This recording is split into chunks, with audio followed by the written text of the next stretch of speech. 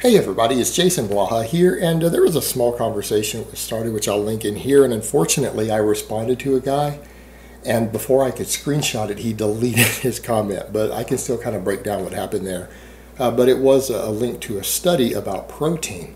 So let's talk about that for a bit. So let me put on my +5 hat of weaponsmithing, work on my crafting a little bit. Well, let's discuss this, because basically it turned out to be rat research. And the individual under it looked like to be a fairly large bodybuilder in his avatar, who chimed in. There you go. All this time, all these people who thought protein timing and meal timing, eating large numbers of feedings of protein through the day, that people thought it didn't matter, and all this time it turns out bodybuilders were right. And he was kind of, bragging about that, and you guys see my reply in the thing there was to that guy, and then his comment's been removed.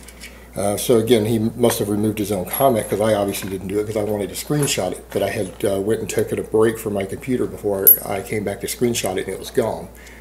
So the funny thing there is that this person tried to extrapolate rat research and apply it to bodybuilders.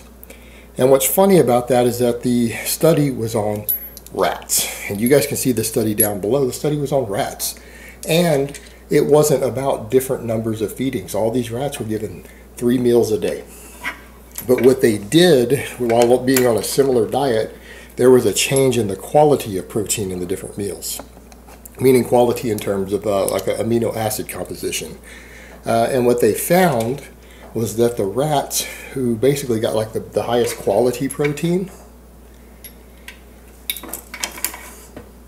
the rats with the highest quality protein, basically the best even distribution of things like leucine per meal, had bigger calf muscles when they biopsied them, bigger calf muscles.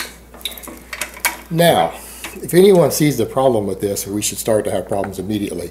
People love to take research like this and try to apply it. Supplement companies love to take research like this and apply it, always to bodybuilders and athletes. But some problems. Number one, they're rats. They are rats. Rats and humans have a lot of physiology in common. No one's going to disagree with that. We all know that's true. Everyone knows that. They're mammals. They're not that dissimilar from us. However, is their nutrition exactly like ours? No, it's not.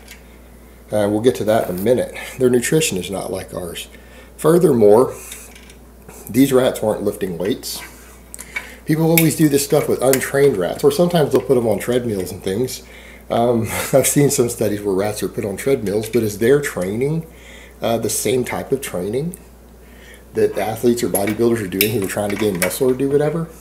Are we really concerned with body composition changes in rats who don't even train the same way that you do, or who don't train at all? Why are people trying to extrapolate data from this? Think about that for a minute. Do you really think that's going to give accurate data? Hey, maybe it will, but maybe it won't. But if you're making your purchasing decisions and your dietary decisions based upon research on rodents, or people are trying to sell you products based on research on rodents, think that one through. Can we all think of an example where nutrition research on rodents sent us in the wrong direction before? I can think of a classic example. How about de novo lipogenesis? For those who don't know, that's storing carbohydrates as body fat. De novo lipogenesis. Again, that's a creation of fat. Creation of fat, of new fat. So again, not storing fat that you're eating, is creating new fat, creating fat from something else. Rats and mice store carbs as fat very, very easily, at a much, much higher rate than humans do. So when we start looking at rat models, we started getting ideas as far as diets and everything that turned out to not be true. The reality is, when you look at cultures of humans who usually eat the most carbs and the least fat tend to be the leaner. They tend to have less body fat than other cultures, just as an indigenous diet. When you look around the world, the best athletes, the majority of the top athletes, eat very, very high carbohydrate diets. Athletes tend to be the leanest people on earth. Yet, we had this idea that too many carbs make you fat. Well, then when we started studying it further in humans, This millennium, once we got past the 2000 mark, we started studying this more, and guess what we found out? Humans do not store carbohydrates as fat very easily. We can do so, but it doesn't happen at an appreciable rate the first couple days, meaning you can way overeat a bunch of carbs, tons of extra carbs. I'm talking you can come eat a fairly low-fat diet, have been dieting or whatever, and do like what we call a refeed, where you eat mostly carbs and you consume 1,000 or 1,500 calories more than you burn that day, almost all in the form of carbohydrates. They found in studies like that, they did it on women too. So big calorie surplus for women. I've seen studies on that, and you know what? They only gained like 1 or 2 grams of fat in their body. There's that much fat in a slice of bread. They didn't gain enough to make any difference. Same thing on the second day. We found that it takes like 3 straight days of carbohydrate overfeeding before you even start gaining, significant amounts of fat from it, like it starts converting to fat. We don't do it very easily in humans. It takes a lot of extra carbs for a prolonged period of time to store carbohydrates as fat. What we tend to do is just burn the carbs and then store the extra fat that we eat. Rats and mice store carbohydrates directly as fat easier. And furthermore, what we found in humans, when we do store carbohydrates as fat, it burns extra calories off during the process of converting it, meaning it's very inefficient. Humans can't efficiently do it, so we tend to burn even more calories from the carbohydrates than we store, even when we store them. It's a very inefficient process. We've learned that now, but when we were using rodent studies, we used to think that de novo lipogenesis happened in humans because it happened in rats, right? And we're very similar. So if rats store extra carbs as fat really, really easily, then humans must do the same thing. It's not true. We don't. We don't do it very easily. We do it at less than 10% of the rates that rats can do it at. But if you look at those rat studies, it's a big concern, right? So a really high carbohydrate diet might be a big concern. But it's not. And again, what we find, very, very high carbohydrate diets, as long as dietary fat is kept fairly low, tends to produce leaner athletes. Particularly in athletic individuals, it tends to produce better results. So, but by looking at rodent studies, we drew the wrong conclusions for years. Perfect example. Perfect example. Humans are not rats. But here's what it comes down to. Who benefits from some of these studies? Supplement companies do. Because everyone else, here's the reason you do rodent studies. Anyone care to guess why we actually do rodent studies? They're cheaper. It's easier to get test subjects. It's easier to test rats than humans. You have less ethical concerns. It's far, far cheaper. You can buy 50 lab rats for nothing to do a study on. There's just less work involved. There's less work, less expense. To do a rodent study on a subject, you might spend less than 10% what you would spend to do a similar study on humans. If you're on a budget or you're working on your PhD and you don't have a lot of funding, or you have a hypothesis you want to get further funding for, how do you do it? For nutrition, you do a rat study. Because once you determine, hey, this happened in rats, we did 2 or 3 different studies on rats and got these results. We want to do it in humans now. And because you've done rat studies, you can probably get grants easier because you have something to work with. You have data from lower evidence studies, with it being rats, that you can present to people who you want to fund or give you grants for your studies, right? So the rat studies kind of lets you get an idea of what might happen in humans. It lets you test hypotheses cheaper and faster, so that you can see if you get this effect in rats, maybe you'll get the same effect in humans. And then you've got something you can present to try to get funding. But you never, ever, ever extrapolate from rat studies and take them to humans and say, because this happened in rats, this will happen in humans. If you do that, that is bad science, because you didn't prove anything about humans. You proved something about rats. And you didn't even necessarily prove it. We don't consider a single study to ever be proof. Like if you do something in a single study and one group of rats gains 50% more muscle than the other, or 50% more fat than the other, that's not proof. One study isn't enough to do that, particularly if you only use 20 rats. For something to be considered pretty valid research for nutrition, you generally are going to need to do multiple studies, and you're going to need to do them on a very wide scale, meaning 20 test subjects isn't going to cut it.